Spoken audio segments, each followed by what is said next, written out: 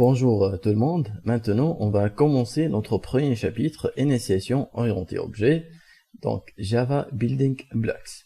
Très bien.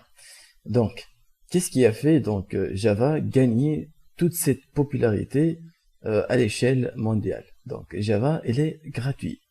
Java, en fait, pour ceux qui ont codé auparavant avec le langage C, ils vont se trouver rapidement avec le langage Java. D'accord, son syntaxe, donc, similaire au langage C. En fait, autre chose, c'est Java, il est orienté objet. Donc, il y a la notion d'un objet, la notion de héritage, et ainsi de suite. Avec Java, il n'y a pas la notion des pointeurs, qui est, qui se trouve avec, par exemple, avec le C, le C++. D'accord, avec Java aussi, il n'y a pas la notion d'héritage multiple. D'accord, comme celui au C++. Autre chose qui est la plus importante, c'est que indépendant de la plateforme. Donc on parle de Java, il est platform independence et je vais vous expliquer tout à l'heure.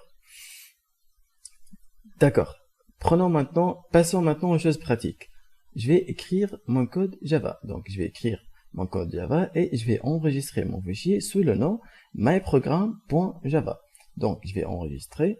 Après, comment ça passe maintenant? Je vais vous expliquer comment ça passe la phase de l'exécution de notre programme Java. D'accord?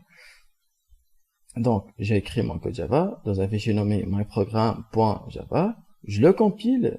Donc, directement, on va avoir un autre fichier nommé myprogram.java. Donc, la première phase, c'est la compilation. Et ceci avec la commande javac espace myprogram.java. D'accord? Donc, on va avoir un autre fichier qui est myprogram.class. Donc, ce fichier, représente le bytecode. D'accord? C'est le bytecode, c'est le bytecode de notre code. C'est un code généré. Donc, c'est quoi l'histoire de cette bytecode?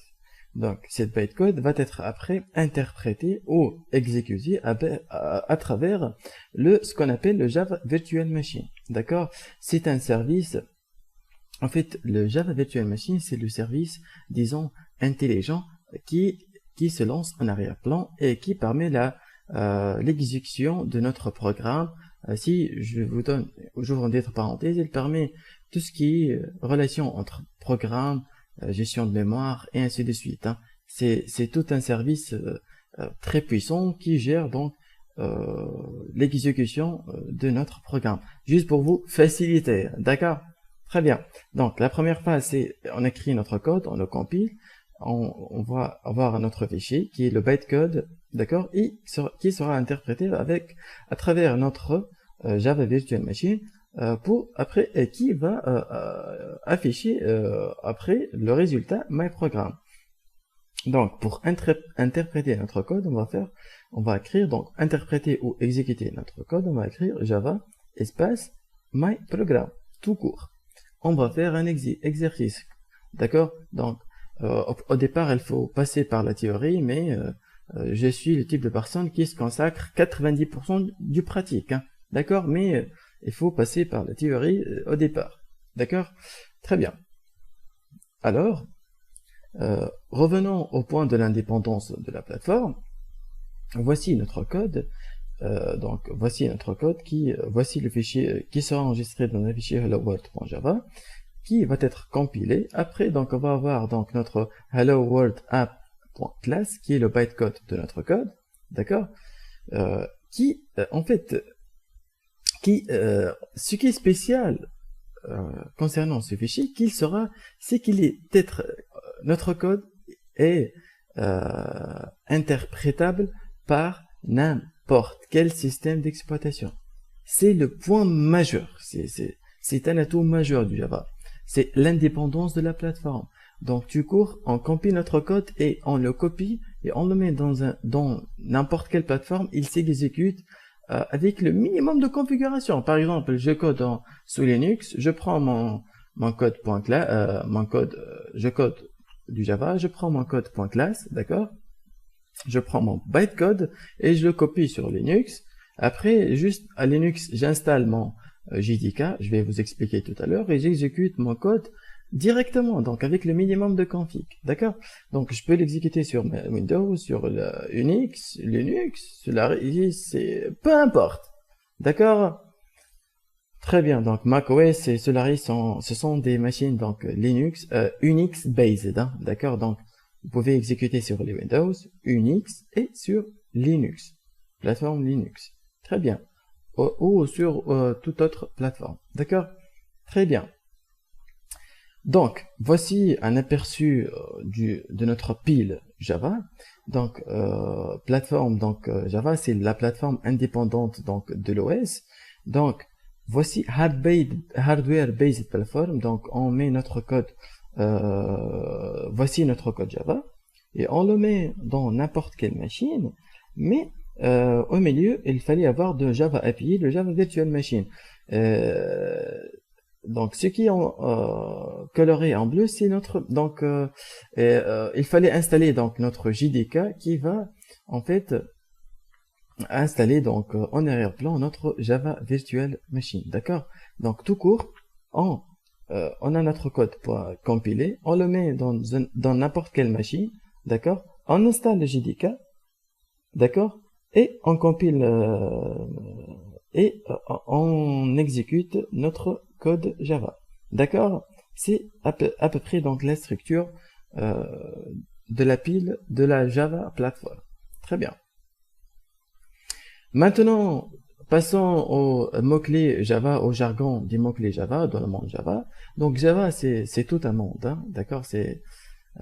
Il y en a plein, donc c'est tout un monde, c'est parce que vous pouvez coder du web, du mobile, du desktop, c'est très poussé en fait, hein. Ça a pris plusieurs années à, à prendre donc des améliorations et des mises à jour, disons des updates.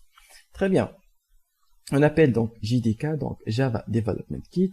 Le JDK, donc pour notre cas de la formation, nous ne pouvons pas exécuter du code Java que suite à l'installation de notre JDK. Donc la formation concerne du Java 8, donc on va devoir installer notre JDK 1.8. JRE, c'est Java Runtime Environment. En fait, le JRE a pris l'essor aux années 2000 au 2008 parce que avant, il était en train de développer des applications, disons des applets, et qu'il avait besoin donc ce qu'on appelle du JRE. Maintenant, parce que les JRE donc étaient le concurrent de ce qu'on appelle les applications Flash auparavant, hein, d'accord? Très bien. On appelle Java Compile, c'est la phase de la compilation de Java. Java Debugger, c'est comment débugger notre code. Débugger, c'est quoi? C'est, exemple, j'écris x reçoit 10, x plus 1 reçoit x reçoit x plus 1, x reçoit 20 sur 50. Donc, vous voyez très bien ici, c'est que x prend plusieurs valeurs. D'accord? Débugger, c'est débugger ligne par ligne, c'est suivre les variables, suivre la structure de notre code ligne par ligne. D'accord?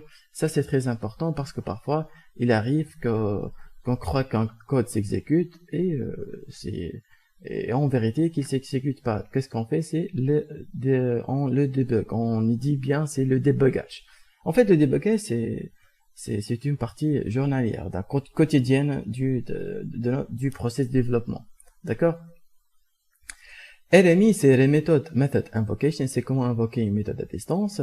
J'ai dit bien, donc tout à l'heure, c'est que les applications desktop, les applications bureau Java, nous pouvons les coder suite à l'utilisation des librairies AWT ou Swing. Actuellement, on parle du Java FX, hein. C'est une librairie qui permet de développer des applications desktop riches. Très bien. Et on parle des internal and external APIs. Internal et external APIs, donc ce sont des librairies internes et externes. Les librairies internes, donc comme je viens de dire tout à l'heure, c'est que des librairies comme la librairie date qui nous facilite la manipulation du date. Les librairies externes, exemple, nous avons un périphérique bien déterminé et nous voulons faire la collecte des informations qui sont lues à travers cette périphérique comme lecteur code à barre, d'accord? Alors, le fournisseur du périphérique code à barre, qu'est-ce qu'il fait? Il nous fournit le code à barre avec un CD, par exemple, contenant les librairies qui sont écrites avec Java, avec des librairies avec C#, d'accord? Des librairies avec la majorité des langages de programmation qui vont nous permettre, et qu'est-ce qu'on fait pour lire les données? Alors, il nous donne aussi ce qu'on appelle, bon, pour vous simplifier, un document illustrant comment comment utiliser cette librairie. Alors, on fait appel à cette librairie externe et afin de collecter les informations auprès de cette périphérique. Donc, on a des périphériques qu'on collecte auprès, et on a des périphériques qu'on collecte et qu'on saisit. Donc, d'accord? C'est-à-dire qu'on fait du input et du output aussi. D'accord? Comme IDE, donc Integrated Development Environment, on parle du Eclipse, NetBeans, JDeveloper, vous pouvez utiliser n'importe quel IDE. Vous pouvez même utiliser, même maintenant, on parle du Sublime Text, hein, des éditeurs de texte qui est le plus utilisé. Très bien. Voici notre pile Java détaillé. Donc, voici notre pile Java, d'accord, qui c'est entouré en bleu. Voici les plateformes que nous pouvons au-dessus de laquelle nous pouvons utiliser Java, Solaris, Windows, Linux, Mac and autres plateformes. Là, après avoir installé Java, donc le JDK, vous allez installer plusieurs librairies, comme je viens de noter. Par exemple ici, la librairie Math. Si vous codez du Java, vous codez, vous aurez besoin de faire quelques manips avec par exemple faire appel à la fonction exponentielle, donc vous devez faire appel à la librairie, importer la librairie Math. Par exemple, librairie Net, c'est Network, Sound, c'est le son, AWT, ça c'est pour Swing, les applications desktop, RMI, Remote Method and Invocation, c'est comment invoquer des méthodes à distance. Input, Output, c'est la lecture et l'écriture des fichiers, et ainsi de suite. SQL, ça c'est pour saisir des requêtes SQL, et ainsi de suite. D'accord? Ça, c'est l'API Java. Ça, c'est les plateformes au-dessus de laquelle on exécute notre code Java. Et ça, au-dessus, si on trouve notre JDE ou notre éditeur de texte qu'on utilise pour coder tout au long de notre projet. Mais la majorité, avec les projets lourds, donc, on utilise des IDE, hein, et ils nous aident énormément. D'accord? Très bien. Donc, vous pouvez coder avec Java des applications bureautiques, Java Desktop Application, des applications mobiles avec Android, et des applications web avec le JEE, donc 6, 7, 8, pratiquement on parle du 9, et ou bien avec le framework, donc Spring. Très bien. Donc, maintenant, je vais passer au téléchargement et l'installation de notre environnement. D'accord? Je vous remercie de votre attention et à très bientôt.